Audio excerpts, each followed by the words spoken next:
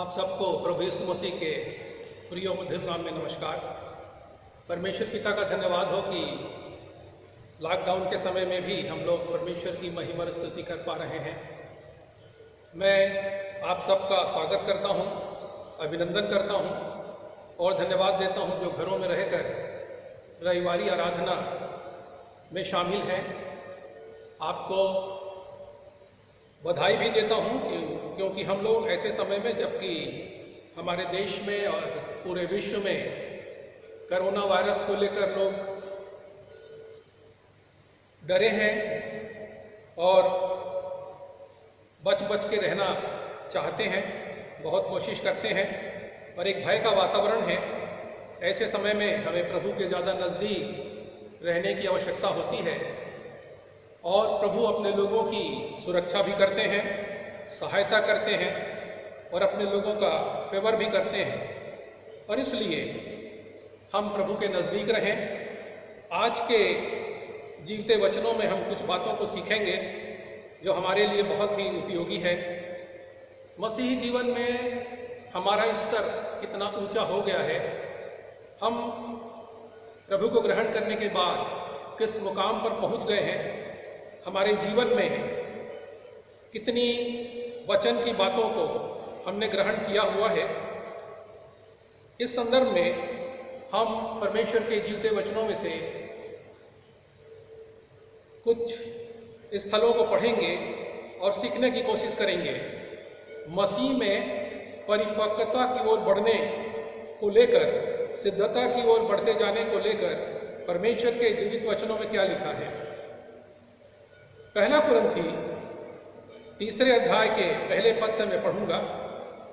भाइयों, मैं तुमसे ऐसे बातें न कर सका जैसे आत्मिक लोगों से, परंतु जैसे शारीरिक लोगों से और उनसे जो मसीह में बालक हैं। मैंने तुम्हें दूध पिलाया, अन्न नहीं खिलाया, क्योंकि तुम इसे पचा नहीं सकते थे। वास्तव में तुम अभी तक पचा नहीं सकते, क्योंकि तुम अब तक शारीरिक हो। परमेश्वर के अद्भुत वचनों को जब हम लोग पढ़ते हैं तो बहुत सी बातें नई नई मालूम होती हैं। पौलुस कुरिन्थियों की कलीसिया को लिखता है और पौलुस ने परमेश्वर के वचन को लिखा है। यह हमारी कलीसिया के लिए भी है, हम सब लोगों के लिए है और आज के समय में जितने लोग इस संसार में हैं सब लोगों के लिए है। विशेष करके मसीहियों के लिए पौलुस कहता है, भाइयों, मैं तुमसे ऐसे बातें न कर सका जैसे आत्मिक लोगों से। पौलुस के इन बातों से, परमेश्वर के इन वचनों से हमें लगता है कि पौलुस जो चाहता था वैसा हमसे वो बात नहीं कर पा रहा। वो कहता है, आत्मिक लोगों से जैसे बातचीत करना चाहिए वैसे मैं आप लोगों से बातचीत नहीं कर पा रहा हूं, क्योंकि लिखा है जैसे शारीरिक मनुष्यों से और उनसे जो मसीह में बालक हैं। मसीह में बालक होना एक बात है और बालक उम्र के साथ जैसे जैसे बढ़ता जाता है वैसे वैसे मसीह में हमें बढ़ते जाना है। और इसलिए वो कहता है कि मैंने तुमसे ऐसे बातें नहीं की जैसे आत्मिक लोगों से बात करना चाहिए, परंतु जैसे शारीरिक लोगों से बातचीत की जाती है वैसे मैंने बातचीत की है। क्योंकि जो अभी तक मसीह में बालक हैं और उनसे जो मसीह में बालक हैं, मैंने तुम्हें दूध पिलाया है। हम सब जानते हैं दूध बच्चों का भोजन होता है और ठोस अनाज बच्चे पचा नहीं सकते। हमारे लिए विचारणीय प्रश्न है, पौलुस ने क्यों कहा अभी तक तुम लोग बच्चे हो, तुम लोग भोजन को पचा नहीं सकते। आगे लिखा है, वास्तव में तुम अभी तक पचा नहीं सकते, क्योंकि तुम अब तक शारीरिक हो। ये बात अवश्य है कि जब तक हम शरीर में ही रहेंगे, शारीरिक मनुष्य का सा जीवन बिताते रहेंगे, हमको आत्मिक भोजन पचेगा नहीं। और इसलिए हमें अपने स्तर में सुधार करने की बड़ी आवश्यकता है। हमें आत्मिक होना है। हर व्यक्ति इस बात को समझता है, आकलन कर सकता है कि वो प्रभु में कितना सियाना है। और आज के दिनों में, ऐसे समय में जबकि हम भय के वातावरण में रह रहे हैं, यदि हमारा जीवन प्रभु में सियाना का सा जीवन है तो हम आत्मिक भोजन को बचा सकते हैं। इसका मतलब यह है कि वचन की बहुत सारी बातों को बालक नहीं समझ सकते, और इसलिए बालकपन में जो लोग हैं, भले उनकी शारीरिक उम्र ज़्यादा हो गई हो, लेकिन वे वचन को नहीं पचा सकते हैं। हमारी क्या स्थिति है आज? क्या हम बालक का सा ही जीवन बिता रहे हैं?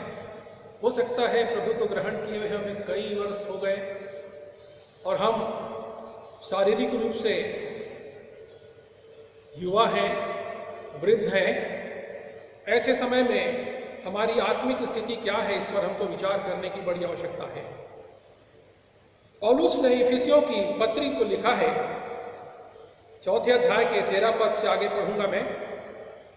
जब तक कि हम सब के सब विश्वास में और परमेश्वर के पुत्र के पूर्ण ज्ञान में एक न हो जाएं, परिपक्व न बन जाएं, अर्थात मसीह के पूरे डील डोल तक बढ़ न जाएं। सयानापन जो है, समझदारी की जो उम्र है, उसके संदर्भ में वचन में लिखा है, जब तक हम सब के सब विश्वास में। सब के सब का मतलब प्रभु की कलीसिया के सब लोग जिन्होंने प्रभु यीशु मसीह को अपना उद्धारकर्ता ग्रहण किया है और प्रभु यीशु मसीह के पीछे चल रहे हैं, वे सब के सब विश्वास में और परमेश्वर के पुत्र के पूर्ण ज्ञान में एक न हो जाएं। हमारी कलीसियाओं में एकता की बड़ी कमी रहती है, और कलीसिया का सिर प्रभु यीशु मसीह है और हम लोग सब उस देह के अलग अलग अंग हैं। जब तक हम एक साथ सब के सब विश्वास में और परमेश्वर के पुत्र के ज्ञान के पहचान में एक न हो जाएं और परिपक्व न हो जाएं। हमारा प्रभु हमें परिपक्व करना चाहता है। इस संसार में परमेश्वर ने हमें जीवितों के बीच में रखा है। भारत देश में भले ही हम लोग कम संख्या में हैं, लेकिन हमारा प्रभु चाहता है कि हम इस देश के लिए परिपक्व बने, अर्थात मसीह के पूरे डील डोल तक बढ़ जाएं। हमें विचार करना चाहिए कि हमारा जीवन कैसा है। क्या हम प्रभु यीशु मसीह के पूरे डील डोल में बढ़ गए हैं? यदि नहीं बढ़े हैं तो बढ़ने की आवश्यकता है।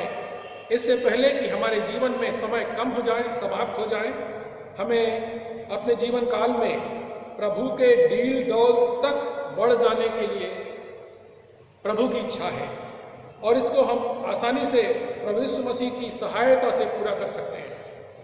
विश्वास में, पूर्ण ज्ञान में, प्रेम में और सच्चाई में। 15वें पद को पढ़े तो लिखा है, वरन प्रेम में सच्चाई से चलते हुए, प्रेम में सच्चाई से चलते हुए। इस संसार में प्रेम की कमी है, और जैसा अन्य लोगों में प्रेम की कमी दिखाई देती है, हमारे जीवन में प्रेम की कमी नहीं दिखना चाहिए। हम जानते हैं परमेश्वर ने हम सबसे अत्यधिक प्रेम किया, और उस प्रेम के कारण से अपने इकलौते बेटे को हम सब के लिए दे दिया है। हमें बचाने के लिए प्रभु यीशु मसीह ने भी अपना जीवन दे दिया।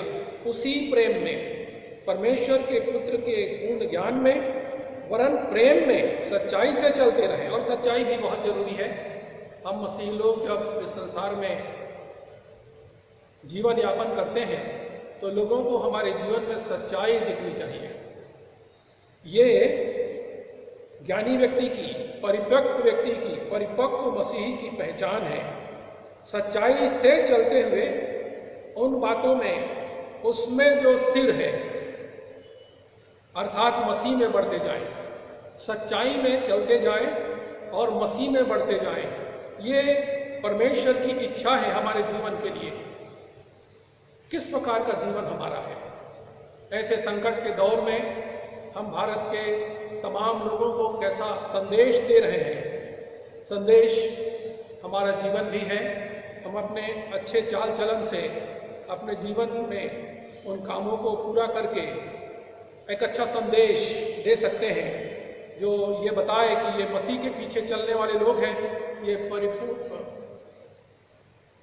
परिपक्व लोग हैं, समझदार लोग हैं, ज्योति की संतान हैं और ये जो काम करते हैं वो अच्छा काम करते हैं।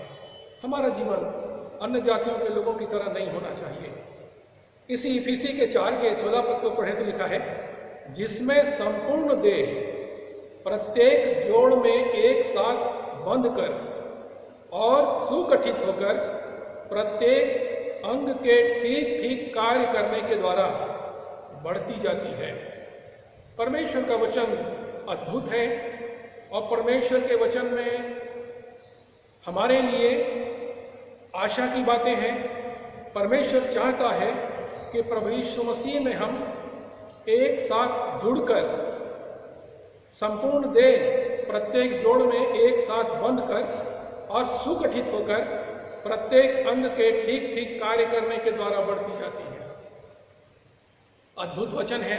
हम परमेश्वर के वचनों को पढ़ते जाते हैं तो बहुत सी नई नई बातें हमें मालूम होती हैं और समझ की बातें हमें प्रभु देता है।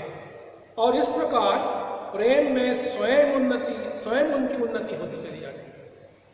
हम लोग उन्नति चाहते हैं, हम लोग मसीह प्रेम में आगे बढ़ना चाहते हैं, हम प्रभु के और निकट होना चाहते हैं, हम प्रभु के पीछे चलने के लिए निरंतर आगे बढ़ते रहते हैं।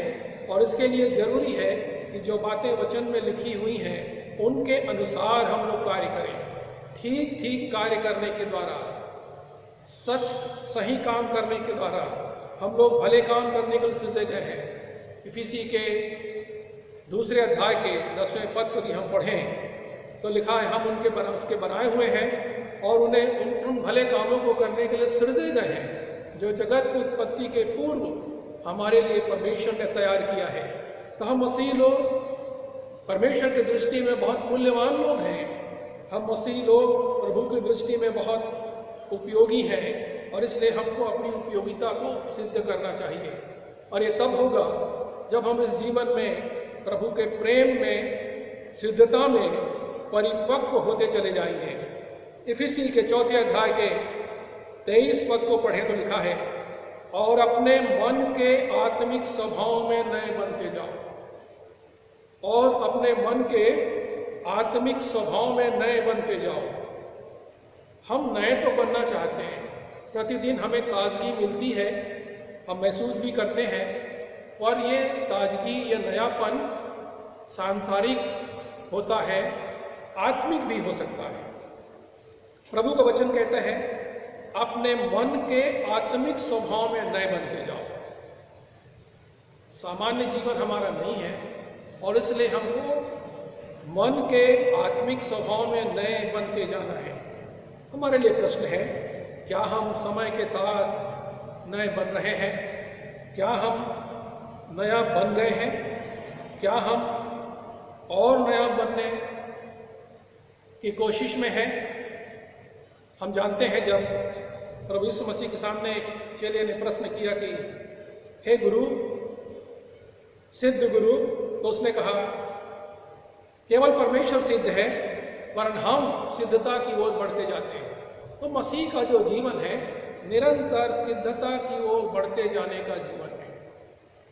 कोई व्यक्ति कितना सिद्ध हो गया, कितना परिपक्व हो गया, इसका मूल्यांकन तो प्रभु ही करते हैं, प्रभु ही जानते हैं। बहुत बार हम लोग सोचते हैं कि मैं मसीह जीवन में सिद्ध हो गया हूँ, मैं परिपक्व हो गया हूँ, पर प्रभु की मुहर आवश्यक है। और इस वचनों में जब हम पढ़ते जाते हैं तो किन किन बातों में हम परिपक्व हो सकते हैं, किन किन बातों को, किन किन कामों को पूरा करेंगे तो हम परिपक्व हो जाएंगे, इन्हीं सब बातों को परमेश्वर के वचन में हम पढ़ते हैं। एक साथ बंध कर और सुगठित होकर प्रत्येक अंग के ठीक ठीक कार्य करने के द्वारा बढ़ती जाती है और इस प्रकार प्रेम में और स्वयं उसकी उन्नति होती है। अपने मन के आत्मिक स्वभाव में नए बनते जाओ। ये कठिन बात नहीं है। जो प्रभु पर भरोसा रखते हैं उनके लिए ये कठिन नहीं है। पौलुस कहता है, प्रभु में मैं सब कुछ कर सकता हूँ। क्या ऐसी गवाही आज के समय में हमारी भी हो सकती है कि प्रभु में जो मुझे सामर्थ्य देता है सब कुछ कर सकता हूँ। जीवन में आगे बढ़ना ही तो है, आत्मिक जीवन में आगे बढ़ना ही तो है। बहुत बार हम लोग सोचते हैं मैं अकेला कुछ नहीं कर सकता, मैं असमर्थ हूँ, लेकिन हम स्मरण रखें, वचन कहता है जो मुझे सामर्थ्य देता है उसमें मैं सब कुछ कर सकता हूँ, मैं नया बन सकता हूँ। मुझे नया बनना होगा, नए बनने के सिवाय और कोई दूसरा रास्ता नहीं है। इब्रानियों की पत्री में पढ़ेंगे, 5वें अध्याय के कुछ पदों को मैं पढ़ूंगा जो हमारी स्थिति को प्रकट करता है। लिखा है, तुम्हें तो अब तक शिक्षक हो जाना चाहिए था, तुम्हें तो अब तक शिक्षक हो जाना चाहिए था। यह वचन हमारे लिए है। हो सकता है प्रभु को ग्रहण किए हमको काफ़ी अरसा बीत गया हो सकता है हमने बहुत वचन का अध्ययन कर लिया है, लेकिन प्रभु का वचन कहता है तुम्हें तो अब तक शिक्षक हो जाना चाहिए था। फिर भी यह आवश्यक हो गया है कि कोई तुम्हें फिर से परमेश्वर की प्रारंभिक शिक्षा दे। जो पुराने मसीही हैं, जिनका जीवन प्रभु में काफ़ी लंबा है, जिनका अनुभव काफ़ी लंबा है, उनको तो शिक्षक हो जाना चाहिए कि कोई तुम्हें फिर से परमेश्वर की प्रारंभिक शिक्षा दे। तुम्हें ठोस भोजन की नहीं और दूध की आवश्यकता है। परमेश्वर का वचन बहुत साफ कहता है, क्या जीवन भर हम दूध ही पीते रहेंगे? क्या जीवन भर भी हम परमेश्वर की आरंभिक शिक्षा को ग्रहण करते रहेंगे? क्या उससे आगे की शिक्षा को हम ग्रहण करने के लिए तैयार नहीं होंगे? आगे लिखा है 13 पद में, प्रत्येक दूध पीता है वह धार्मिकता के वचन का अभ्यस्त नहीं है। प्रभु का वचन हर समय के लिए उपयोगी है, शाश्वत है। आज भी प्रभु का वचन हम जब अपने जीवन को देखते हैं तो हमारे जीवन के लिए भी है। बहुत सी बातों में हम लोग बहुत परिपक्व नजर नहीं आते हैं। बहुत सी बातों में हम लोग बच्चों की सी बात करते हैं, बच्चों की सी समझ होती है, बच्चों का सा मन होता है। प्रभु हमें सयाना बनाना चाहते हैं। इसीलिए परमेश्वर का वचन कहता है प्रत्येक दूध ही पीता है, वह धार्मिकता के वचन का अभ्यस्त नहीं। यदि हम किसी को कहें कि आप धार्मिकता के वचन के अभ्यस्त नहीं हैं तो नाराज भी हो सकता है। आप केवल दूध को ही पचा सकते हैं तो नाराज हो सकता है। आगे लिखा है, क्योंकि वह बालक है। 14 पद में लिखा है, क्योंकि वह बालक है परंतु ठोस भोजन बड़ों के लिए है। ठोस भोजन बड़ों के लिए है, बड़ों के लिए जिनकी ज्ञानेंद्रियां अभ्यास के कारण भले बुरे की पहचान करने में निपुण हो गई हैं। अब यहां पर एक बहुत स्पष्ट किया गया है, बड़ा व्यक्ति वो है जो भले और बुरे की पहचान कर सके, भले और बुरे की जानकारी प्राप्त कर सके, भले और बुरे के भेद में, भले और बुरे के बीच भेद करने में निपुण हो जाए, वो बड़ा आदमी है। बहुत बार हम लोगों को इस संसार में क्या भला है क्या बुरा है उसकी जानकारी नहीं होती है। आमतौर पर प्रभु के सभी लोगों को उसकी देह के अंग के रूप में जो लोग हैं सबको भले और बुरे के ज्ञान का अनुभव होना चाहिए, भले और बुरे के ज्ञान का अनुभव होना चाहिए। क्योंकि जो बड़े हैं और जिनकी ज्ञानेंद्रियां अभ्यास के कारण, बिना अभ्यास के, बिना वचन पर मनन और ध्यान करने के अभ्यास नहीं होता है। बहुत बार हम लोग सोचते हैं मैं तो सब कुछ जानता हूँ, मैं बचपन से मसीही हूँ, मैंने शिक्षाएं ग्रहण की हैं। शिक्षा ग्रहण करने का एक तरीका होता है कि जब हम सोचते हैं कि मुझे और सीखने की ज़रूरत है, तभी ज्ञान की बातें हम सीख सकते हैं। और बहुत बार जब हम ये सोचते हैं कि नहीं मैं तो सब कुछ जानता हूँ, मुझे और सीखने की आवश्यकता नहीं है, तो ज्ञान में हम आगे नहीं बढ़ पाते हैं, पारंगत नहीं हो पाते हैं, परिपक्व नहीं हो पाते हैं। और इसीलिए ये समझकर कि मैं जानता तो हूँ पर मुझे और जानने की ज़रूरत है। बहुत बार तो हम परमेश्वर के जीवते वचनों को पढ़ते हैं, जिन वचनों को हमने कई बार पढ़ा है, और जब फिर पढ़ते हैं तो उसके नए नए आयाम दिखाई देने लगते हैं, नई नई व्याख्या मालूम होने लगती है। और उन्हीं वचनों में से हम परमेश्वर की इच्छा को, नई इच्छा को महसूस करते हैं, भले और बुरे के पहचान में निपुण होते चले जाते हैं। और इसलिए आज के ज़माने में जबकि ये भला और बुरा ज्ञान इस संसार में भरा पड़ा है, ऐसे समय में सत्य तो केवल प्रभु है। प्रभु ने कहा मार्ग, सत्य और जीवन मैं ही हूँ और कोई दूसरा सत्य नहीं है। और जो लोग सत्य की तलाश में इधर उधर भटकते हैं, जीवन की तलाश में इधर उधर भटकते रहते हैं, बहुत से लोग हमारे देश के हैं, अधिकांश लोग हमारे देश में हैं जो शांति की तलाश में भटक रहे हैं, आत्मा को बचाने के लिए प्रयत्नशील हैं, मोक्ष पाने के लिए प्रयत्नशील हैं, सत्य से अलग हैं, उनको सत्य की बातें बताना हमारी जिम्मेदारी है। और तब हम शिक्षक का फर्ज निभा सकते हैं। आज हम विचार करें कि परिपक्वता की दिशा में हम कहाँ पर हैं।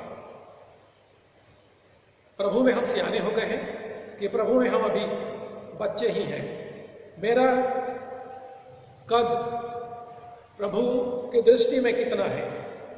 अपनी दृष्टि में हम जरूर आकलन कर सकते हैं कि मैं अच्छा मसीही हूँ और मैं वचन की जानकारी रखता हूँ, अच्छा उपदेश कर सकता हूँ, अच्छी प्रार्थना कर सकता हूँ, अच्छी बात है। लेकिन प्रभु की दृष्टि में हमें परिपक्व बनना है, प्रभु की दृष्टि में हमें आगे बढ़ना है, आत्मिक जीवन में आगे बढ़ना है। और इसके लिए हमारी कोशिश नाकाफी है और इसके लिए प्रभु से निवेदन करने की आवश्यकता है। प्रभु हमें परिपक्व बनाने के लिए तैयार है। वचन को पढ़ें, प्रभु से प्रार्थना करें। और ऐसे समय में जब सब लोग डरे सहमे से अपने अपने घरों में हैं, हमारे पास बहुत वक्त है प्रभु के साथ बिताने के लिए। तो ये बहुमूल्य अवसर है। इन बहुमूल्य अवसरों में हम सब प्रभु के साथ समय बिताएं, प्रभु के निकट रहें, प्रभु से निवेदन करें। प्रभु हमें शारीरिक जीवन में तो परिपक्व बनाता ही है, प्रभु चाहता है कि हम आत्मिक जीवन में भी परिपक्व हो जाएं। परिपक्व बनने में परमेश्वर आप सबकी सहायता करें और आशीष दे। आइए प्रार्थना करेंगे। सर्वशक्तिमान सेनाओं के यहोवा परमेश्वर, हम आपको धन्यवाद देते हैं आपके प्रेम के लिए, आपकी दया और अनुग्रह के लिए कि आपने हमें प्रभु यीशु मसीह में अपना बना लिया है। हम इस संसार में, इस देश में मसीहों के नाम से जाने तो जाते हैं प्रभु, पर हमारा आत्मिक जीवन कितना ऊंचा है, कितने परिपक्व हैं, विश्वास में, प्रेम में, नम्रता और दीनता में, आत्मिक स्वभाव में कितने हम परिपक्व हैं, आप भली भांति जानते हैं। प्यारे प्रभु जी, हम निवेदन करते हैं, जो लोग अपने अपने घरों में बैठकर रविवारी आराधना के संदेश को सुन रहे हैं प्रभु, हर एक के मन से बातचीत करें परमेश्वर, हर एक अपना आत्ममूल्यांकन करे प्रभु, और उन्हें लगे कि मैं अभी और सिद्ध हो सकता हूँ, मैं और परिपक्व हो सकता हूँ, तो कितनी अच्छी बात होगी प्रभु जी। वो सिद्धता और पवित्रता की ओर बढ़ने के लिए कदम बढ़ाएंगे, और जैसे ही वे कदम बढ़ाएंगे प्रभु, हम आपको धन्यवाद देते हैं, आप उनकी सहायता अगुवाई करेंगे। परिपक्व बनने में हमारा विश्वास है प्रभु, सहायता करिए, अगुवाई करिए परमेश्वर। इन संकट के समय में हर एक की सहायता अगुवाई करें, बीमारी का भय हर एक के मन से दूर कर दीजिए प्रभु। होने दीजिए आपके लोगों के द्वारा पूरा भारत देश बचाया जाए, आपके लोगों की प्रार्थनाओं के द्वारा पूरा विश्व बचाया जाए प्रभु। हम दुआ करते हैं कोरोना संक्रमण की जो बीमारी है इसको दया करिए, दूर करिए प्रभु। कोई नाश न हो, सबको मन फिराव को अवसर मिले प्रभु। और इसी क्रम में हम ये निवेदन करते हैं, लोग केवल शरीर की ही चिंता न करें वरन आत्मा की भी चिंता करें, और न केवल इस शरीर को बचाएं, इस जीवन को बचाएं, वरन होने दीजिए प्रभु हर एक का जीवन आत्मिक जीवन हो जाए, और न केवल इस जीवन की वरन अनंत जीवन की चिंता में भी लोग रहें। और आपसे निवेदन करें, आप उनकी प्रार्थनाओं को सुनकर हर एक को मन फिराव को अवसर दीजिए प्रभु। न केवल बीमारी से ये देश बचे वरन नरक के भाग से भी बचें। स्वर्ग राज्य के लिए हर एक तैयार किए जाए प्रभु, दया करें। जो लोग प्रचार प्रसार में लगे हैं परमेश्वर पिता, हर एक के लिए दुआ करते हैं। परमेश्वर की अद्भुत शांति, अनंत जीवन, स्वर्ग राज्य की बातें, सत्य की बातें जब वो लोगों तक लेके जाते हैं, लोगों की आत्माओं को कायल करें परमेश्वर, और लोगों की आत्माएं बचाई जाएं। सुंदर वचनों के लिए हम आपको धन्यवाद देते हैं और इस प्रार्थना को अपने उद्धारकर्ता और मुक्तिदाता प्रभु यीशु मसीह के नाम से मान लेते हैं। आमीन।